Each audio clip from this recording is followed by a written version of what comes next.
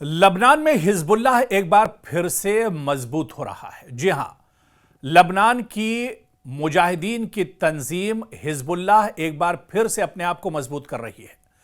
आपको बताते चलें कि हिजबुल्लाह के जो मुजाहिदीन हैं वो एक बार फिर से पूरी मजबूती के साथ अब निकल कर सामने आ रहे हैं। और ये इंकशाफ किसी और ने नहीं किया है, बल्कि अमरीकी अखबार वॉल स्ट्रीट जर्नल ने अपने जराए के हवाले से इंकशाफ किया है कि लबनानी तंजीम हिजबुल्लाह ने अपनी फौजी ताकत को दोबारा मुनज़्ज़म करना और असलहे के ज़खायर को बहाल करना शुरू कर दिया है। यह जंगबंदी मुआहदे की शराइत के खिलाफ एक चैलेंज समझा जा रहा है और इससे इजराइल के साथ नए तसादुम के इम्कानात बढ़ गए हैं। लेकिन मशरिक़ वुस्ता में जिस तरह के हालात हैं, इन हालात को देखते हुए हिजबुल्लाह कहीं ना कहीं अपने आप को मजबूत कर रहा है।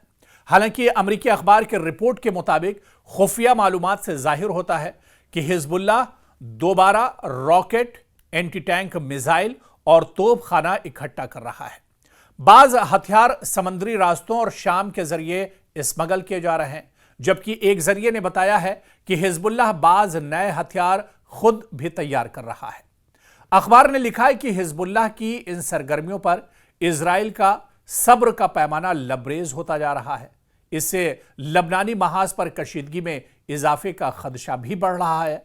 इसी दौरान इजरायली नशरियाती इदारे ने इत्तला दी है कि तल अवीव हिजबुल्लाह के बढ़ती हुई सरगर्मियों के जवाब में लबनान में अपनी फौजी कार्रवाइयां तेज करने पर गौर कर रहा है।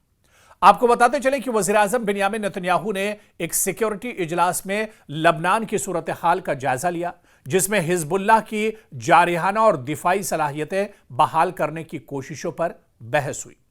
आप देखिए कि इजरायली जराए के मुताबिक हिजबुल्लाह जुज़वी तौर पर अपने अस्करी ढांचे की बहाली में कामयाब हो चुका है, जो मौजूदा सिक्योरिटी मुआहदे की सरी खिलाफ वर्जी है। ये दरअसल इजराइल का मानना है और ये दरअसल अमेरिका का मानना है, क्योंकि बाज़ ज़राए ने बताया है कि गुज़िश्ता चंद माह में हिजबुल्लाह ने शाम से लबनान के अंदर दर्जनों मुख्तसर फासले तक मार करने वाले रॉकेट स्मगल किए हैं और अपनी क़यादत को असर-ए-नौ मुनज़्ज़म कर रही है।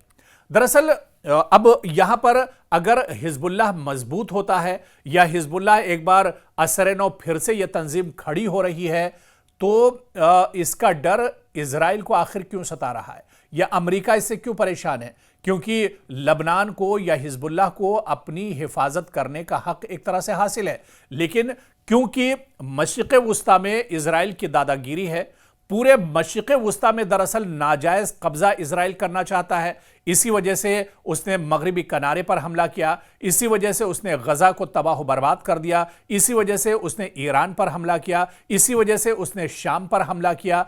तो कहीं ना कहीं जो मशरिक़ वुस्ता में पूरी एक दादागिरी और नाजायज़ जो अपनी हरकतें हैं वो इजराइल एक तरह से अंजाम दे रहा है। और इजराइल का जो एक बहुत देरीना ख्वाब है, इजराइल का जो एक मकसद है ग्रेटर इजराइल का, उसको दरअसल अंजाम देने के लिए हमेशा इजराइल फिक्रमंद रहता है। और बिन्यामिन नेतन्याहू दरअसल ग्रेटर इजराइल के ही मंसूबे पर काम कर रहे हैं। हालांकि लबनान से या हिजबुल्लाह से इजराइल का कोई लेना देना नहीं है, ईरान से इजराइल का कोई लेना देना नहीं है, मासूम जो फिलिस्तीनी है उनसे इनका कोई लेना देना नहीं है। लेकिन क्योंकि कहीं पर मशरिक़ वुस्ता में कोई हरकत होती है, किसी भी इस्लामी ममालिक में अगर थोड़ी सी हलचल होती है, तो सबसे पहले अगर किसी के कान खड़े होते हैं तो वो इजराइल है। और इजराइल ये नहीं चाहता है कि मशरिक़ वुस्ता में जो इस्लामी ममालिक हैं वो खुशहाल रहें, वहाँ पर अमन रहे, वहाँ पर पीस रहे, वहाँ के लोग अच्छी ज़िंदगी गुजार सकें। और इसी वजह से आप देखिए, कभी ईरान, कभी हिजबुल्लाह, कभी हमास, कभी हुसी और कभी शाम, कभी सीरिया, इस तरह से तमाम ममालिक पर और तमाम इस्लामिक जो कंट्रीज़ हैं मशरिक़ वुस्ता के, उन पर इजराइल की नज़र एक तरह से बनी रहती है। और जहां पर हालात बेहतर होने लगते हैं, इजराइल एक बार फिर से नापाक हरकत करता है और अचानक इन मुल्कों पर हमले किए जाते हैं।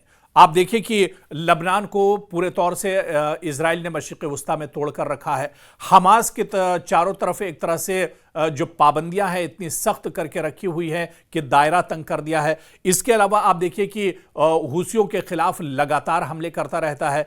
ईरान पर अचानक हमला करके ईरान को बहुत बड़ा धक्का देने की इजराइल ने कोशिश की थी, हालांकि ईरान ने इसका मुंहतोड़ जवाब दिया है। तो कहीं ना कहीं जिस तरह के हालात मशरिक़ वुस्ता में बने हुए हैं और उसके बाद हिजबुल्लाह अगर अपनी तैयारी कर रहा है, तो अब इजराइल और अमेरिका के एक बार फिर से कान खड़े हो गए हैं कि आखिर अब मशरिक़ वुस्ता में लबनान या फिर अब हिजबुल्लाह आखिर करने क्या जा रहे हैं।